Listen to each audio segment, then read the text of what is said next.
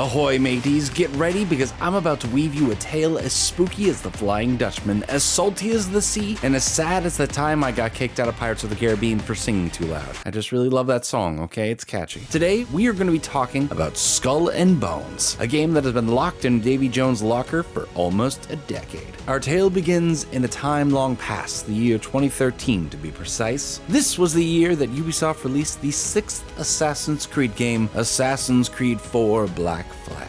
Yes, it's the 6th game of the series, but only the 4th numbered title because Ezio is so cool that he had 3 games all to himself. If you've played Black Flag in the past 10 years, you know how awesome it is. It wasn't just players who loved Black Flag. The game enjoyed a strong critical reception as well, with just about everyone praising its pirate theming, as well as the sailing, naval combat, and open-world island hopping that was pulled off all without loading screens. Needless to say, Assassin's Creed 4 Black Flag was a hit for Ubisoft. And in classic Ubisoft fashion, they immediately got to work trying to figure out how they could milk this concept to death. What they came up with was an MMO spin-off of Black Flag that was in development under the title Black Flag Infinite. This is where our troubles begin, at the beginning. A very good place to start. Black Flag Infinite was later changed into an independent standalone project that would be separate from the Assassin's Creed franchise. Fun fact, Assassin's Creed itself is the product of a similar situation.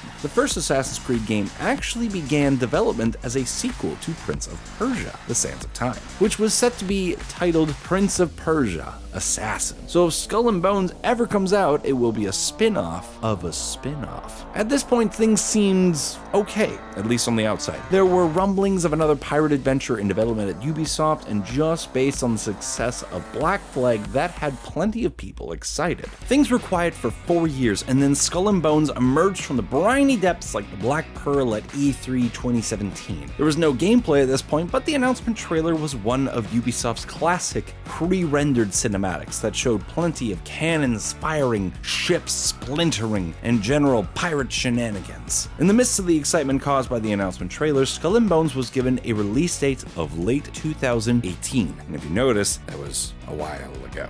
So that was going to be soon. I couldn't wait to get back on the high seas and live the pirate life, I thought, as I did back in Black Flag. There was nothing, absolutely nothing that could ruin my excitement for Skull and Bones. Sorry, just the disappointment's just kind of washing over me already. At the time, everyone was saying it was going to be a competitor to Microsoft's just released Sea of Thieves. Now, that game, while good, really soured a lot of players on release. There just wasn't much to do. No real story, but the player interactions made it successful. So successful even that Sea of Thieves is still going strong today, given with a lot more content and upgrades over time. It's on season 9 and even had a huge crossover with Disney's Pirates of the Caribbean. And then Skull and Bones got delayed.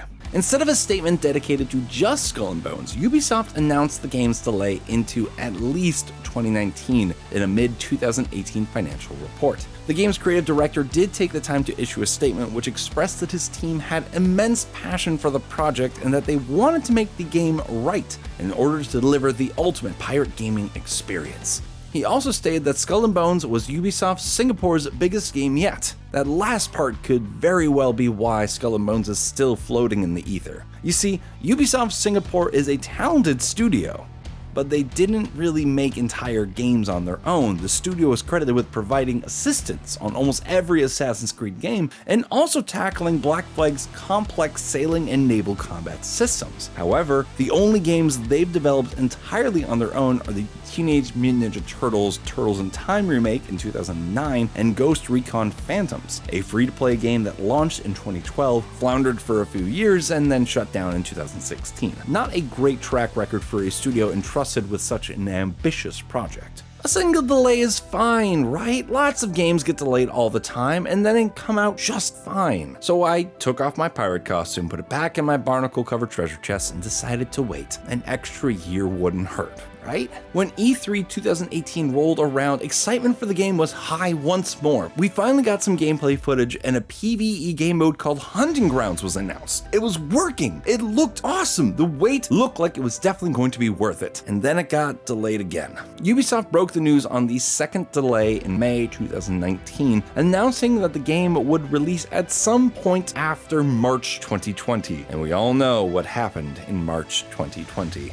Many were expecting to see more of Skull and Bones at E3 2019, but it was suspiciously absent. Ubisoft did show some cool projects of the show, including Watch Dogs Legion, Gods and Monsters, which would later be known as Immortals Phoenix Rising, and the Ubisoft subscription service. But the absence of Skull and Bones felt like a bad omen for the company. That feeling turned out to be correct, because in 2019, just under 5 months after the previous announcement, Skull and Bones was delayed once more to sometime after April 2021. Dust collected on my treasure chests, and my hopes for a pirate life simulator were slowly fading away. Okay, so I may have found one that could hold me over, and I kind of became obsessed with it. Pirate Legend Year 1, baby, just saying. But I couldn't go back to Black Flag again. I'd already beat it 3 times, and it seemed like Sea of Thieves had the monopoly on pirate games. And then the dark times ensued for Ubisoft. And May 11th, 2021, Ubisoft execs announced a 4th delay from April 2021 to a massive window sometime between April 2022 and May 2023. Nobody was really excited about the game or even expecting it anymore, so these announcements just kind of blended into the rest of the gaming news. That is, at least until a particularly interesting report was released. It would seem that just as soon as Black Flag Infinite became a standalone project, it was doomed. A Kotaku report from June 2021 details all kinds of issues that played out behind the scenes. Changes in scope, a lack of direction, and issues within management are detailed among other things. Apparently, every version of the game that had been shown at various E3s had been completely scrapped, and the project had a staggering price tag of 120 million at the time. Again, I stress, at the time. For a game with a development cycle that still didn't have an end in sight. There was a brief glimmer of hope in July 2022 when Skull and Bones was given a release date of November 8th, 2022 on PlayStation 5, Xbox Series, Google Stadia, and PC. Oh, Google Stadia, RIP. The game would be skipping the PS4 and Xbox One generation it was originally in development for 9 years. We're in 2023 now, and you're probably noticing by now that Skull and Bones still isn't out. Ubisoft announced a 5th delay along with a new release date of March 9th, 2023 in September of 2022. That 5th delay was announced almost immediately after a technical test for the game, which didn't go very well at all. But hey, at least there was a date to put on the calendar. Well, that's not the case anymore though. Because on January 12th of 2023, Skull and Bones received its 6th and latest delay to Ubisoft's fiscal year 2023 to 2024. This news was also accompanied by news of a Ubisoft that is struggling financially and might even be seeking to be acquired by another company to help it stay afloat. With its current situation, you might be wondering why the company wouldn't just cut its losses and cancel Skull and Bones, a game that has had an anchor in shore tied around its boots for a decade.